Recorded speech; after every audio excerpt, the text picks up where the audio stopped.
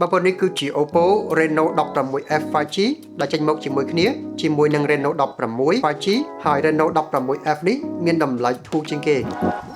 ជាទូទៅ Oppo តែងតែនាំយកមុខងារថ្មីមកដាក់លើទូរស័ព្ទ Oppo តកូ Reno នេះមុនគេបន្តមកទើបដាក់លើទូរស័ព្ទកំពូលផ្សេងទៀតអញ្ចឹងប្រើទូរស័ព្ទ Oppo Reno ដូចបានប្រើមុខងារថ្មីមុនគេរហូតទី1វាថ្មីទៅលើការរចនារូបរាងខាងក្រៅ Oppo បកកែរកគំនិតថ្មីមក design ទូរស័ព្ទឲ្យប្លែកគ្រប់ចំនួនដូចជាខ្នងក្រោយរបស់ Oppo Reno 16 series នេះចឹងមានរូបភពដែលវាអណ្ដែតជាលក្ខណៈ 3D ផុសមកខាងលើពេលយើងបង្វិលទៅឆ្វេងទៅស្ដាំឆ្ងល់គេអាចធ្វើមិនបាននៅលើផ្ទៃរាបស្មើថេងអញ្ចឹងតែមើលក្នុងកាមេរ៉ាវាមិនដូចមើលផ្ទាល់ទេមើលជាក់ស្ដែងឃើញផុសមកខាងក្រៅដូច hologram អញ្ចឹងវាស្រួលមើលស្រួលចំណាំទេបើសិនជាឃើញរូបភពនៅលើខ្នងក្រោយរបស់ទូរស័ព្ទវាប្រកាសជា Oppo Reno 16 series ហើយមែនតើសម្រាប់ទូរស័ព្ទនេះខ្ញុំស្រឡាញ់វាមានរូបរាងតូចជ្រុងនិងហាប់ណែនល្អដែលមកជាមួយនៅអេក្រង់តូចទំហំ 6.57 អ៊ីនគឺជាប្រភេទ AMOLED កម្រិតបង្ហាញ Full HD+ ល្បឿន refresh rate 120Hz វាគឺជាអេក្រង់រាបស្មើដែលបង្ហាញរូបភាពបានច្បាស់ដិតល្អនិងអូសរក L លឿនដូចបើអញ្ចឹងដែរហើយនៅខាងក្រោមអេក្រង់គេក៏បំពាក់ sensor សម្រាប់ scan ម្រាមដៃដោះសោដែលអាចសម្គាល់ម្រាមដៃបានលឿនដាក់ស្គាល់តែម្ដង Oppo នាំយកមុខងារ AI ថ្មីឈ្មោះថា AI Remix Collage ដែលជួយឲ្យយើងអាចដាក់រូបច្រើនបញ្ចូលគ្នាហើយមុខងារនេះត្រូវបានដាក់បញ្ចូលនៅក្នុងកម្មវិធី Photo Gallery ផ្ទាល់តែម្ដងឡើងមាន app ដាច់ដោយឡែកទៀតហើយយើងអាចកាត់រូបមនុស្សចេញពី background អាចដូរ style ជារូបភាពឲ្យកាន់តែទាក់ទាញអាចបង្រិចបង្រួមតូចធំស្រួលដាក់បញ្ចូលគ្នាឲ្យកាន់តែស៊ីល្អនិងអាចថែម sticker ស្អាតនិងថែមអក្សរឲ្យមើលទៅកាន់តែរស់រវើកហើយការប្រើគឺវាងាយស្រួលប្រើខ្ញុំគិតថាអ្នកដែលមិនធ្លាប់កាត់តរូបភាពពីមុនមកក៏អាចធ្វើបានដែរ Oppo នាំយកមុខងារនេះមកពិតជាត្រូវច្រើនព្រោះអ្នកប្រើ Oppo Reno ភាគច្រើនគឺជាយុវវ័យអញ្ចឹងមានកាមេរ៉ាថតរូបស្អាតហើយថែមទាំងមានកម្មវិធីតុបតែងរូបភាពឲ្យកាន់តែទាក់ទាញទៅតាមភាពច្នៃប្រឌិតរបស់យើងបានថែមទៀតនិយាយពីកាមេរ៉ាខាងក្រោយមាន sensor 3 គ្រាប់ sensor goal មានទំហំ50 megapixel sensor 50 megapixel មួយគ្រាប់ទៀតសម្រាប់ថតប្លង់ zoom 3.5x និង sensor មួយគ្រាប់ចុងក្រោយគឺជា sensor 8 megapixel សម្រាប់ថតប្លង់ទូលាយ 0.6x ហើយកាមេរ៉ា selfie ខាងមុខ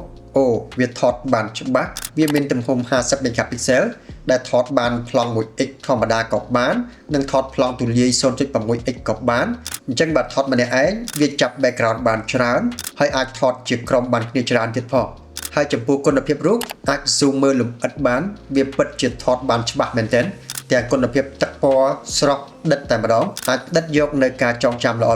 ទុកមើលកំសាន្តនៅពេលក្រោយគុណភាពរូបចេញពីកាមេរ៉ាក្រោយវាថតបានស្អាតច្បាស់ហើយអ្វីដែលគួរឲ្យចាប់អារម្មណ៍គឺ lens portrait 3.5x គុណភាពលំដាប់កាមេរ៉ាអាជីពដែលអាចថតរូបបានស្អាតនៅពេលថតយើងត្រូវថយក្រោយបន្តិចឲ្យឆ្ងាយបន្តិចតែថតហើយដូចជារូបមួយនេះបងប្អូនអាចមើលបានទាំងផ្ទៃព្រាល background កាត់បានដាច់ស្អាតទាំងភាពម៉ត់និងពណ៌ស្បែកគឺរក្សាបានស្អាតមែនទែននិយាយទៅប្រភេទ lens portrait អញ្ចឹងភាគច្រើនមានតែនៅលើទូរស័ព្ទកំពូលទេអញ្ចឹងវាពិតជាល្អមែនទែនដែល Oppo នាំយកមកដាក់លើទូរស័ព្ទធុនមធ្យមបែបនេះនៅក្នុងម៉ឺនុយកាមេរ៉ាក៏មាន filter បែប vintage ស្អាតដូចជាយើងថតចេញពី film អញ្ចឹងដែរគេហៅថា pop cam អញ្ចឹងយើងមានជម្រើសថតរូបដែលប្រើ color ពី Oppo ធម្មតានិងប្រើ filter pop cam ជាច្រើនដូចជា Line Link នេះ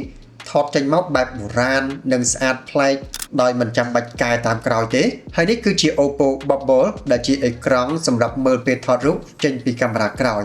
វាមានឧបករណ៍សម្រាប់បិទលើខ្នងទូរស័ព្ទឬក៏យើងអាចប្រើ case កងឆក់ក៏បានដែរវាភ្ជាប់ជាមួយទូរស័ព្ទតាមរយៈ Bluetooth យើងអាចប្រើបានស្រួលយើងអាចមើលប្លង់បានត្រឹមត្រូវធ្វើកាយវិការឲ្យស្អាតតាមចិត្តនិងមើលឃើញ backgroundដែលយើងអាចសម្រេចចិត្តថាបែរទៅខាងណាឲ្យវាស្អាតនៅពេលភ្ជាប់ទៅអេក្រង់ bubble នេះយើងអាចបញ្ជាបើកកាមេរ៉ា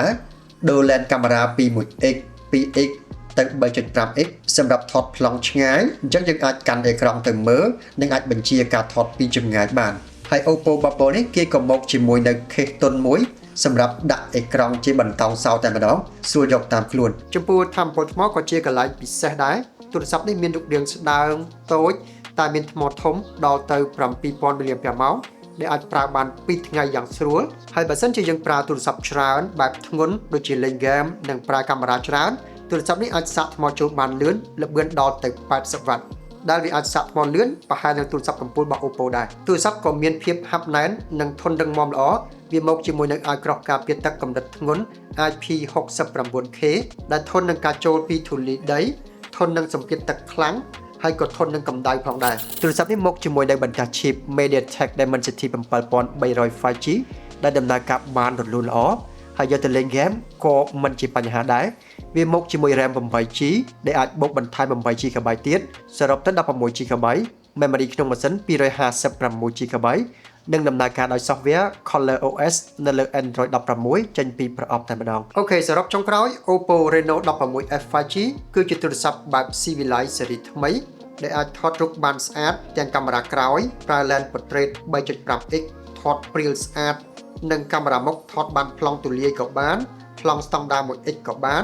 វាថតរូបបានស្អាតហើយមានកម្មវិធីតុបតែងរូបភាពបញ្ចូលគ្នាឲ្យកាន់តែស្អាតនិងរស់រវើកថែមទៀតហើយចំពោះការ design ទូរស័ព្ទរូបភពដែលអណ្ដែតបែប 3D ទៅលើផ្ទៃរាបស្មើអញ្ចឹងវាស្អាតនិងប្លែកពីគេពីឯងមិនធ្លាប់មានទេក្រៅពីហ្នឹងវាក៏ជាទូរស័ព្ទ 5G ដែលមានកម្លាំងម៉ាស៊ីនខ្លាំងបង្គួរប្រើទូទៅបានរលូនល្អ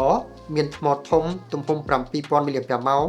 សាកថ្មចូលក៏បានលឿនល្បឿនដល់ទៅ80វ៉ាត់ប្រហែលនឹងទូរស័ព្ទកំពូលដែរតែសម្រាប់ទូរស័ព្ទនេះមានតម្លៃធូរសមរម្យបងប្អូនគិតមិនដែរចំពោះ Oppo Reno 16F 5G ស៊េរីថ្មីនេះទាំងការ design ទាំងកម្លាំងម៉ាស៊ីនថាមពលថ្មនិងមុខងារ AI ផ្គុំរូបថ្មីនេះសូមសរសេរមតិយោបល់ក្នុង comment ខាងក្រោមឲ្យខ្ញុំបានដឹងផងជួបគ្នានៅវីដេអូក្រោយទៀត